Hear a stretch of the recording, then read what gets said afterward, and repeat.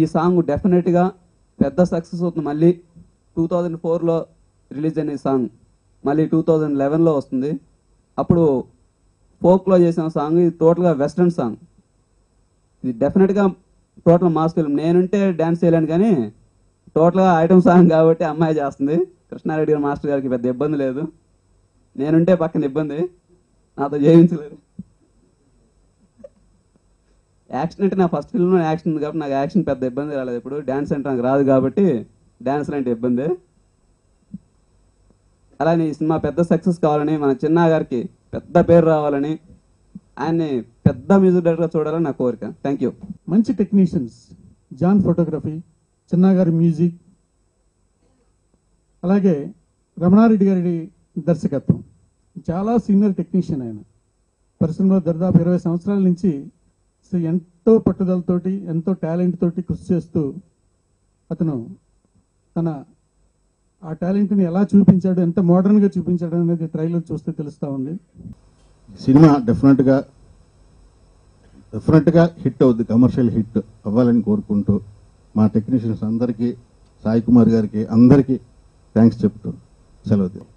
నందు fight master, అలాగే John గారి కెమెరా, ఇట్లాగే ప్రతి ఒక్కరిని చూస్తే చాలా అద్భుతమైన టెక్నీషియన్స్ ఉన్నారు. దాంతోపాటు పోలీస్ స్టోరీ, ఎక్కడ 3 సింహాలు ఉండి తర్వాత 4వ సింహం ఎక్కడ అంటే ఆ పోలీస్ స్టోరీ, పోలీస్ గెటప్లో సాయి కుమార్ గారికి ఆయన గురించి చెప్పాల్సిన అవసరం లేదు, అదొక combination.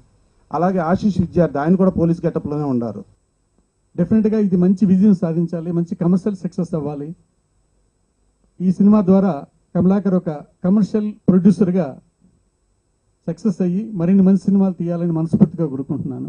All the best. It's meaningful film, at the same time commercial film.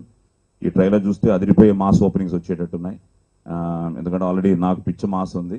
అలాగే కమలా కూడా ఈ సినిమాలో చాలా బాగా చేశాడు. బిగినింగ్ కమలాతో మొదలెట్టినప్పుడు, కమలాకర్తో మొదలెట్టినప్పుడు బాగా రిలాక్స్డ్గా ఉన్నాడు ఏంటి అనిపించింది, కానీ డబ్బింగ్ చెప్తున్నప్పుడు ఇప్పుడు ట్రైలర్ చూసిన తర్వాత ఎస్, ఈ క్యారెక్టర్కి, ఎందుకంటే ఒక ఇన్నోసెంట్ క్యారెక్టర్ తెలియకుండా ఒక సిస్టంలో ఇరుక్కుని ఎలా ఫైట్ చేశాడు అన్నది. సో ఐ థింక్ తనకు కూడా చాలా మంచి పేరు వస్తుంది ఈ సినిమా. ఈ సినిమాని నేను ఎక్కడా రాజీ పడకుండా రికార్డింగ్ నేను చేస్తాను, నన్ను తొందర పెట్టొద్దు, ఎంత టైం అయినా సరే నాకు ఇవ్వండి, నేను చేసి పెడతాను అని చెప్పాడు. ఆ మాట నిలబెట్టుకున్నాడు.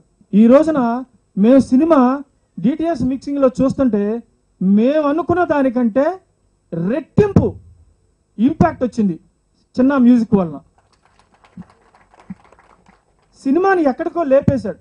అంత మంచి టెంపో, మేము అనుకున్న టెంపో ఏదైతే కావాలనుకున్నామో ఆ టెంపోని తన నేపథ్య సంగీతం ద్వారా, రికార్డింగ్ ద్వారా చాలా పట్టుగా చేశాడు.